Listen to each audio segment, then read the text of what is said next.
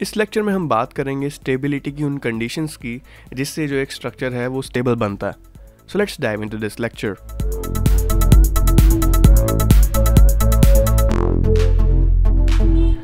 कुछ कंडीशंस हैं जिससे पता चलता है कि ये जो स्ट्रक्चर है वो स्टेबल है या नहीं।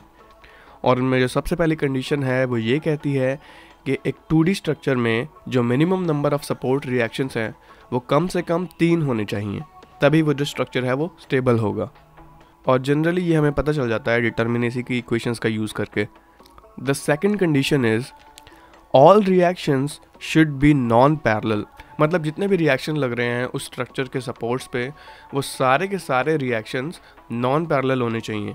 मतलब वो सारे एक ही डायरेक्शन में पॉइंट नहीं करने चाहिए। अगर मैं कोई एग्जांपल लूँ तो ये एक कॉन्टीन्यूस बीम है जिसमें 3 रोलर सपोर्ट्स लगे हुए हैं। अब रोलर सपोर्ट्स पे सिर्फ एक वर्टिकल रिएक्शन प्रोड्यूस होता है और वो वर्टिकल रिएक्शन अपवर्ड्स पॉइंट करता है, और तीनों सपोर्ट्स पे ही जो रिएक्शंस हैं वो अपवर्ड पॉइंट कर रहे हैं और तीनों ही एक दूसरे के पैरेलल हैं। तो क्लियरली यहाँ से देख के पता चल रहा है कि जो रिएक्शंस हैं वो एक दूसरे के पैरेलल हैं, सभी के सभी रिएक्शंस, और ये जो स्ट्रक्चर है वो अनस्टेबल होगा। और आप प्रैक्टिकली भी इस कंडीशन को अचीव नहीं कर सकते। अगर हमारी कोई बीम सिर्फ रोलर सपोर्ट्स पे रखी हुई है तो ऑब्वियसली बात है कि वो अनस्टेबल रहेगी, वो मूव करती रहेगी हॉरिजॉन्टल डायरेक्शन में, क्योंकि कोई रिएक्शन नहीं है उसको हॉरिजॉन्टल डायरेक्शन में रोक के रखने के लिए। The third condition is that all reactions should not be concurrent. अब कॉन्करेंट का क्या मतलब होता है कि मतलब जितने भी रिएक्शन उस स्ट्रक्चर के सपोर्ट्स पे लग रहे हैं, अगर उन रिएक्शंस के आगे मैं एक लाइन ड्रॉ करूं तो वो सारी की सारी लाइनें एक पॉइंट पे आके नहीं मिलनी चाहिए। एग्जाम्पल के लिए ये कॉन्टीन्यूस बीम है जिसमें 3 रोलर सपोर्ट्स लगे हुए हैं। सेंटर पे तो जो रोलर सपोर्ट है वो नॉर्मली लगा हुआ है, लेकिन जो एंड्स पे रोलर सपोर्ट्स हैं वो कुछ एंगल्स पे लगे हुए हैं। अगर अब इन रोलर सपोर्ट्स के रिएक्शन से मैं कोई लाइन ड्रॉ करूँ आगे की तरफ तो ये सारी की सारी लाइनें एक पॉइंट पे आके मीट करती हैं, जो कि हमारे स्ट्रक्चर को अनस्टेबल बनाता है। तो ऐसी कंडीशन ना इंट्रोड्यूस हो हमारे स्ट्रक्चर में और हमारा स्ट्रक्चर अनस्टेबल ना बने, इसलिए जो हमारे रिएक्शंस हैं वो कॉन्करेंट नहीं होने चाहिए। The last one is there should be no condition of mechanism. अब ये मैकेनिज़्म क्या चीज़ है?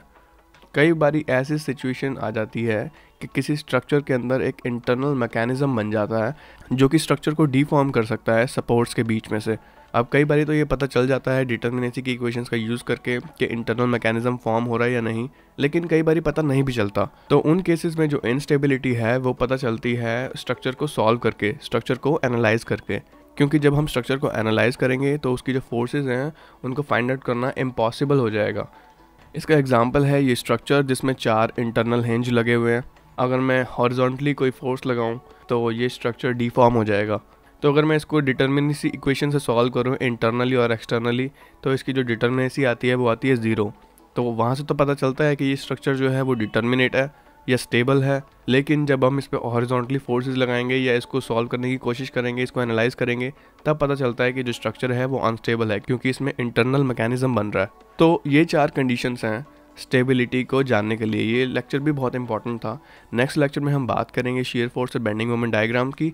तब तक के लिए आप लोग पढ़ते रहिए, अपने गेट IES JEE की तैयारी चालू रखिए। मिलते हैं नेक्स्ट लेक्चर में।